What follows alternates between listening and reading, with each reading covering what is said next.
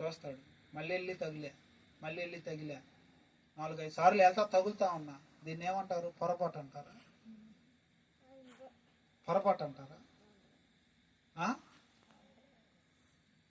తెలుసు ఆ వ్యక్తికి నువ్వు తగలకూడదని, అది రాంగ్ అని నీకు తెలుసు, కానీ వెళ్ళి ఎందుకని? కావాలని చేస్తా. మనకు తెలుసు వాక్యం తెలియని వాళ్ళు అసలు ఎవరు లేరాడు. ఉన్నారు ఎవరన్నా? వాక్యం తెలియని వాళ్ళు అసలు మందిరానికి రారు. తెలుసా మీకు? హల్లెలూయా. వాక్యం తెలియని వాళ్ళు అసలు రారు. వాళ్ళు పరలోక భక్తుల వాళ్ళు, పండగ భక్తుల వాళ్ళు.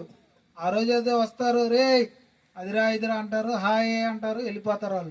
వాళ్ళకి దీని గురించి ఏది తెలియదు. దినదినము వాక్యం వింటావు, బలలో పాల్గొంటావు, దినదినము ఎక్కి అన్ని అన్ని అన్ని అన్ని రకాలుగా ఎన్ని పాత్రలు అయితే ఉంటాయి అన్ని పాత్రల కళా రంగంలో మనమే పోషిస్తూ ఉంటాం. ఎన్ని పోషించినా ఏం మారదు. పై వస్త్రాలు మారిద్ది, పై ఉన్న రూపం మారిద్ది, కళలు మారుతాయేమో కానీ క్యారెక్టరు మారదు. మారాల్సింది మార్చుకోకుండా మిగిలిన ఎన్ని మార్చినా ప్రయోజనం ఉందంటారా? దీవెన ఉందంటారా? ఎందుకని మనము పతనం అవుతూ ఉన్నాం? ఎప్పుడైనా గమనించారా? ఎందుకు మన ప్రార్థనకి జవాబు రావట్లేదు? ఎప్పుడైనా గమనించారా? ఎందుకు దేవుడు మనల్ని ఉన్నతమైన స్థానంలో ఉంచట్లేదు? ఎప్పుడైనా గమనించారా? ఎందుకు మనము వృద్ధిలోనికి రావట్లేదు? ఎందుకు ఆశీర్వాదకరంగా మారట్లేదు?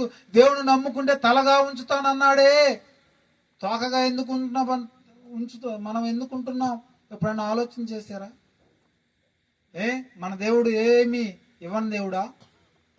మనం నమ్ముకున్న దేవుడు ఏ దేవుడు? చాలిన దేవుడు. ఏది కావాలో అది అడగక మునిపే ఏం చేస్తాడంట? ఇచ్చే దేవుడు. నాలో మీరు, మీలో నేను ఉండిన ఎడల మీకు ఏది కావాలో అడుగుడి. నా వాక్యానుసారమైన జీవితాన్ని నువ్వు జీవించే అడుగు హక్కుంది నీకు. పనివాడు జీతానికి పాత్రుడు నిలదీసి దేవుని అడుగు, అయా నీ బిడ్డగా నీ దాసురాలుగా ఇదిగో నిన్నే నమ్ముకున్నా, ఇదిగో నీ ఎదుట యథార్థంగా ఉన్నా, ఇదిగో ఇంతకుముందు నా జీవితం ఈ రీతిగా ఉన్నది, ఇదిగో ఈ క్రియల్లో నేను మానుకున్నాను, ఇదిగో ఈ చూపులో నేను మానుకున్నాను, ఇదిగో ఈ నడవడికలో నేను మానుకున్నాను, నీ మీదే ఆధారపడి ఉన్నాను, ఇదిగో నిన్ను నమ్ముకున్న వారిని విడిచిపెట్టనన్నావు కదా, త్రోసివేయనన్నావు కదా, దీవిస్తానన్నావు కదా, ఇదిగో నాలో ఏదైనా దోషం ఉందేమో చూడని సవాళ్ళు విసిరేటట్లుగా మన జీవితం ఉండాలి. అప్పుడు దేవుడు నా కార్యాన్ని జరిగిస్తాడు. అప్పుడు దేవుడిని అడుగు, నాలు నేను నీ సన్నిధికి వస్తున్నాను, ప్రయాసపడుతున్నాను, ఇస్తూ ఉన్నాను, అన్ని విషయాల్లో సహాయపడుతూ ఉన్నాను, ఎందుకు చేయట్లేదు నా జీవితంలో కార్యం? ఎందుకు నా బిడ్డలు శాపంగా కలిగి ఉన్నారు? ఎందుకు నా బిడ్డల జీవితాలు ఉద్యోగాల్లో? ఎందుకు నేను ఇల్లు కట్టుకోలేకపోతున్నాను? ఎందుకు ఈ బాకీల్లో నుండి ముందుకు వెళ్ళలేకపోతున్నాను? ఎందుకు నా భర్త తాగుడులో నుంచి ముందుకు రాలేకపోతున్నాడు? ఎందుకు నా కుటుంబం ఆ యొక్క వ్యభిచార కోపంలో నుండి బయటికి రావట్లేదు అని అడుగు దేవుణ్ణి. దేవుడు ఇవ్వకపోతే అప్పుడు నువ్వు అడుగు. నువ్వు అసలు అడగక ముందే, నువ్వు నడవటం ప్రారంభించిన ముందే, దేవుడు అన్ని ఇవ్వటానికి ముందే జ్ఞాని అటువంటి సొలొమోను ఏం అడిగాడండి? అయ్యా ఈ ప్రజలను పరిపాలించడానికి జ్ఞానాన్ని ఉంటే చాలయ్యా. అదొకటి ఇచ్చాడు దేవుడు. అన్న అడిగింది, అయ్యా ఈ నిందను తీసేయటానికి ఒక బిడ్డని ఇయ్యా. ఒకటి ఇచ్చి ఆపాడా? 5గురిని ఇచ్చాడు. జ్ఞానం ఇచ్చి ఆపాడా? ఐశ్వర్యముతో పాటు ఏమిచ్చాడు? ఆయన ఘనతని ఎక్కడో శేబాదేశపు రాని వచ్చింది. ఎన్నో మైళ్ళు దూరం నడిచి మరీ వచ్చింది.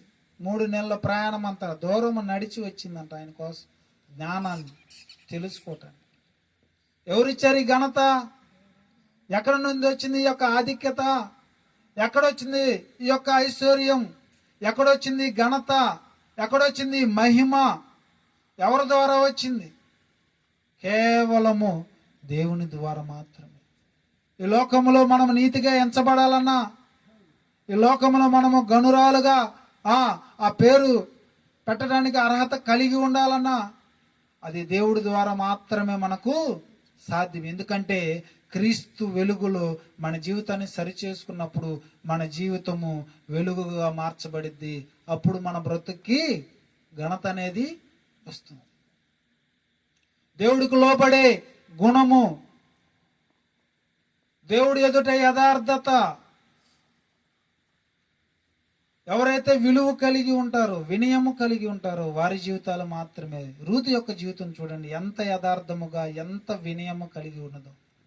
యథార్థముగా అంటే ఏ పొరపాటు లేదని సాక్ష్యం ఇస్తున్నాడు. ఉందా? వినయం, అత్తకి వినయం. భర్త లేకపోయినప్పటికీ కూడా, తన దేశం కానప్పటికీ కూడా అత్త ఏది చెబితే ఆ మాటకి విధేయతను చూపించింది. అత్తకిని పోషించేదానిగా, శ్రమపడేదానిగా ఉన్నది కనుక దేవుడు రూతు యొక్క శ్రమను చూశాడు. రూతు యొక్క యథార్థ హృదయాన్ని దేవుడు చూశాడు. ఊహించలా రూతు, కానీ ఆ ఊరిలోనే గొప్ప ధనవంతుడికి భారీగా ఎంచబడి, ఎక్కడో కంకులు ఏరుకునేది గొప్ప యజమానుడికి ఆసాం అయిద్దంటే ఎవరైనా కళ్ళకంటారా? పనిలో ఆడో కంకులు వదిలిపెట్టిన ఆడో పరకలు ఏరుకున్నామా? పరకలు ఏరుకునే వాళ్ళని ఏమంటాం మనం? ఒక మాటలో చెప్పాలంటే మన ఇళ్ళకొచ్చి కాసి నీ అంటే అమ్మ అనుకునే వాళ్ళని ఏమంటాం? వాళ్ళే రాణిగా అయితే ఏమనుకుంటాం? దేవుడు ఎలా తీసుకెళ్ళాడు? దేనిని బట్టి తీసుకెళ్ళాడు? ఆమె కలిగి ఉన్న సాక్ష్యాన్ని బట్టి, ఆమె కలిగి ఉన్న ఆ యొక్క విధేయతను బట్టి. కనుక ప్రియ దేవుని బిడ్డలారా, ఈ లోకంలో దేవుడు అన్నీ ఇస్తాడు మనకి. ఉన్నతమైన స్థానంలో దేవుడు ఉంచాలనే ఉద్దేశాన్ని మనకు కలిగి ఉన్నాడు. కానీ మనం ఎక్కడయ్యా లాక్ అయిపోతున్నామంటే ఇక్కడే. ఈ చిన్న తప్పే మన కుటుంబంగా శాపానికి గురవుతూ ఉంటాం. ఏం లేదు, దేవుని యొక్క వాక్యానుసారమైన జీవితం జీవించడానికి దేవుని సహాయం అడిగి మనం ముందుకు వెళ్ళగలిగితే దేవుడే మనకు సహాయంగా ఉండి నడిపిస్తాడు. మనము ఆ విషయాల్లో మానటానికి దేవుడే ఆ యొక్క పరిశుద్ధ ఆత్మని మనకు ఇస్తాడు. కనుక ప్రియ దేవుని బిడ్డలారా, రూతు యొక్క జీవితాన్ని మనం చూసినట్లయితే ఆ రీతిగా ఉంచబడింది. ఈనాడు దేవుడు అనేకమైన విషయాలు తెలియపరిచాడు. కనుక ప్రియ దేవుని బిడ్డలారా, మన గురించి సాక్ష్యం ఎవరు ఇవ్వాలంట? మన బిడ్డలు ఇవ్వాలి. భర్త ఇవ్వాలంట. భర్త అంటున్నాడు అక్కడ. ఇంకో కింద మాట మనం చూసినట్లయితే 28లో మనం చూసినట్లయితే 31-28 వచ్చిన కింద మనం చూసినట్లయితే ఒక మాట రాయబడి ఉంటుంది. అందము మోసకరము, సౌందర్యము వ్యర్థము, యెహోవా యందు భయభక్తులు కలిగి స్త్రీ కొనియాడబడును.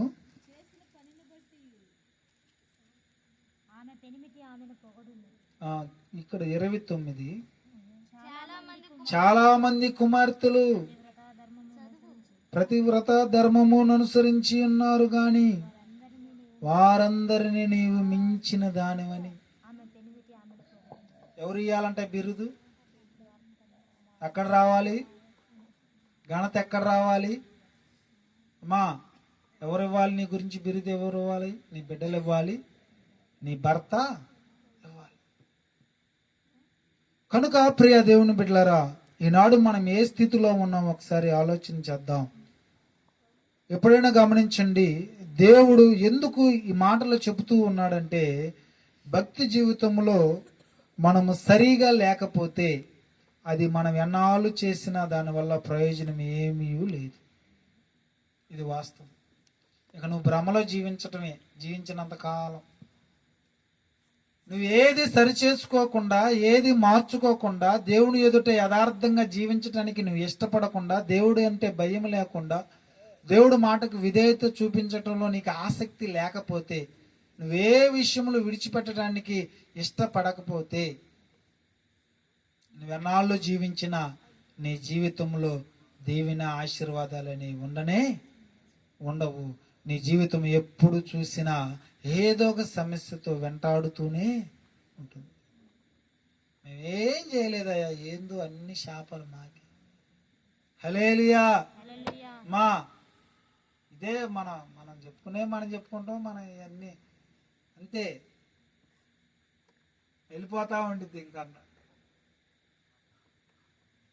అన్నాళ్ళు చెప్పుకున్నా, ఎన్ని ప్రసంగాలు విన్నా, ఎన్ని గంటలు ఉన్నా, మంచులో విన్నా, ఇంకో చోట ఉన్నా, యాడన్నా ఇదే కదా, తెలిసిన వాక్యమేగా, ఎంతోమంది చెప్పిందేగా, కొత్తది ఏమన్నా ఉందా? ఏం లేదు. అప్పటికిప్పుడు ఏమైనా మారిందా? నమ్ముకున్న ముందుకి ఇప్పటికి ఏమైనా మారింది. ఏందయ్యా అంటే వయసు. హల్లెలూయా. అంత మించి ఏమైనా మారిందా? భక్తిలో ఒక మెట్టెక్కావా? ఆత్మ బాప్టిజం అనేది ఉందో తెలుసా? ఒక బాప్టిజం తీసుకుంటేనే కష్టం. ఇంకా అయిపోయింది, టికెట్ అయిపోయింది అనుకుంటున్నాం. 12 లక్షణాలు కలిగి ఉండాలంట ఒక విశ్వాసి. 12 లక్షణాలు ఏ విషయంలో కూడా త్రొలగిపోకూడదు. ఆ రీతిగా ఉండాలని దేవుని వాక్యం సెలవిస్తూ,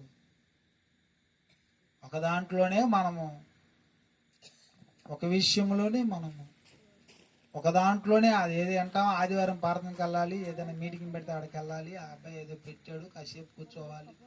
ఏనాడన్నా ఈ పరిచర్య కోసం కన్నీరు వేడ్చి ఒక దినము పూట మానుకొని ఈ సేవకుడు వాడబడాలని, ఈ ప్రాంతం, ఈ పట్టణము నింపబడాలని, నీ కుటుంబం రక్షింపబడాలని కడుపు మార్చుకొని చేసిన దినాలు ఏమైనా ఉన్నాయా?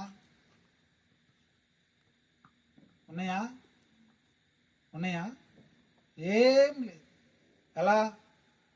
ఎలా ఆశీర్వాదం వచ్చింది? ఎలా మనం దీవించబడతాం?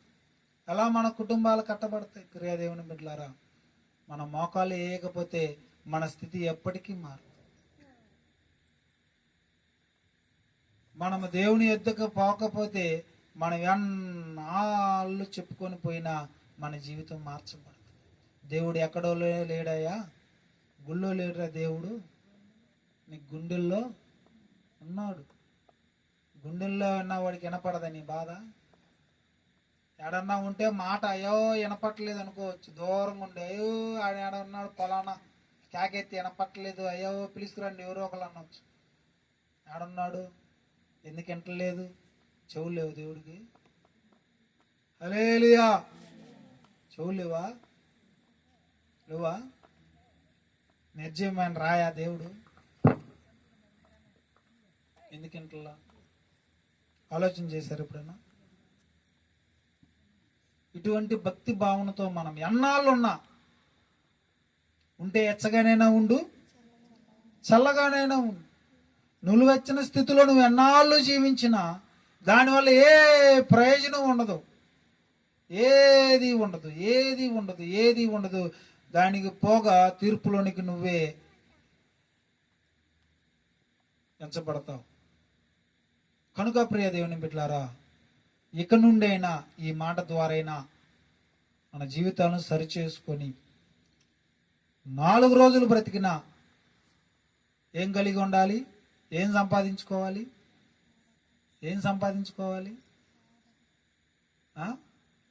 4 రాళ్ళ, 4 చోట్ల ఏం సంపాదించుకోవాలి? ఇది లేకపోతే ఏది ఉండదు. ఇది ఉంటే ఈ క్యారెక్టర్ అన్నిటికీ ప్రధానం. ఈ క్యారెక్టర్ వల్లే అన్నీ. ఇది సరిగా ఉంటే అన్నీ సక్రంగా వస్తాయి. అన్నీ నువ్వు అడక్క ముందే అయ్యే వచ్చి నీ కాళ్ళ ముందు పడతా ఉంటాయి. ఇది సరి లేకపోతే ఏది ఉంది. మనసు బాగా లేకపోతే, ఈ యొక్క మనస్సు సరిగా లేకపోతే, ఒకరిని చూసే కుర్రోడు బాగానే ఉంటాడు, మంచి ఎండలో షర్టు బట్టలు నిప్పేసి నడుచుకుంటూ వినకుండా నడుచుకుంటాం. మంచి ఎండలో తార రోడ్డు మీద ఏం లేదంటారు, అసలు నడుతాడన్నా ఎండకే. మంచి ఎండలో కాలే ఎండలో తార రోడ్లో మళ్ళీ వినకుండా నడిచి వస్తాం. ఏం లేదు వానికి మైండ్ అనేది ఉందా? ఈ బుద్ధి ఉంటే, ఈ జ్ఞానం అనేది ఉంటే, ఈ జ్ఞానం కలిగినటువంటి రీతిలో మనం నడుచుకోగలుగుతాం. బుద్ధిహీనత మనం కలిగి ఉంటే మన మార్గం కూడా ఆ రీతిగానే కనుక మన బుద్ధి సరిగా ఉన్నప్పుడే అన్ని సరిగా సక్రమంగా ఉంటాయి. ఈ బుద్ధి మారలేదనుకో ఎన్ని మార్చినా ప్రయోజనం అనేది ఉండదు, నిష్ప్రయోజనము. దేవుడిని మన ప్రార్థన ఆలకించడు. మనం ఎప్పుడైతే మార్చుకోవటానికి ఇష్టపడతామో, నిలవబడటానికి ఇంకా స్థిర నిర్ణయం తీసుకుంటామో, ఒక అడుగు ముందుకు వేసి దేవుని సన్నిధిలో ప్రాకులాడటం మొదలు పెడతామో, దేవుడు వెంటనే తన హస్తాన్ని మన మీద ఉంచి ఇక ఎన్నడూ నువ్వు చూడని దినాల్లోనికి దేవుడు తీసుకువెళ్తాడు. హల్లెలూయా, హల్లెలూయా. దేవుడు ఈ మాటలు దీవించును గాక. ఆమేన్.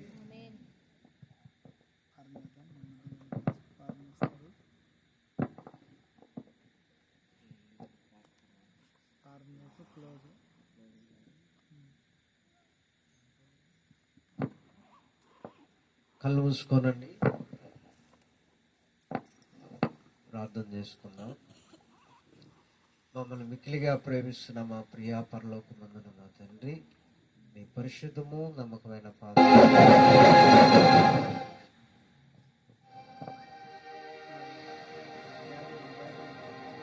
ప్రభువా, నీ కుమారుడు ఇప్పుడు దాకా అందించిన ప్రతి ఒక్క మాటను బట్టి నీకు వందనాలు, స్తోత్రాలు ప్రభువా.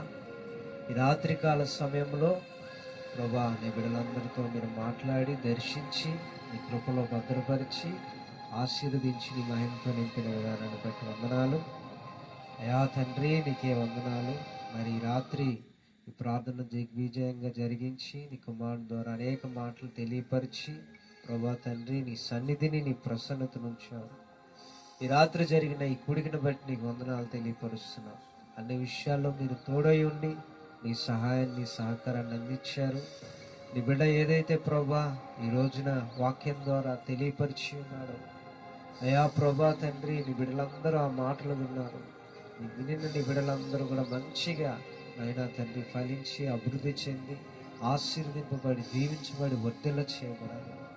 ఈ రోజున ఈ యొక్క మంచు పడుతున్నప్పటికీ కూడా లెక్క చేయకోకుండా అయా తండ్రి ఎంతో కష్టపడి పని చేసుకుంటూ కూడా ఎంతో ఆశతో, నిరీక్షణతో, విశ్వాసంతో ఇక్కడ కూర్చొని నీ మాటలు విన్నాను ప్రభా. మరలా వచ్చే నెల ఇదే సమయానికి అయా తండ్రి, నీ బిడ్డలు నీ కార్యాలు చూడాలి, అద్భుతాలు చూడాలి, ఆశ్చర్య కార్యాలు చూడాలి, అనేకమైన గొప్ప కార్యాలు జరిగించండి అయా. ప్రతి నెల కూడా గొప్ప గొప్ప సాక్ష్యాలు అనేకులు అందించినట్లుగా ఆశీర్వదించండి అయా తండ్రి. ఈ ప్రాంతంలో నీ బిడ్డల్ని, నీ బిడ్డల కుటుంబాన్ని దీవించండి, ఆశీర్వదించమని యేసుక్రీస్తు నామం పేరట అడుగుతున్నాము తండ్రి. ఆమేన్, ఆమేన్. యేసు రక్తమే జయం, శిలువ రక్తమే జయం. ప్రభుయేసు నామములో సంపూర్ణ విజయం కలుగునుగా, అపవాది క్రియలకు అనంత నాశనం కలుగునుగా. మన తండ్రి అయిన దేవుని కృప, ప్రభువైన యేసుక్రీస్తు ప్రేమ, పరిశుద్ధాత్మ దేవుని యొక్క అన్యోన్య సహవాసం ఇప్పుడును ఎల్లప్పుడూ నిత్యం నిరంతరం మనకును లోకంలో ఉన్న సకల పరిశుద్ధులకు తోడైంది నడిపించును గాక. ఆమేన్.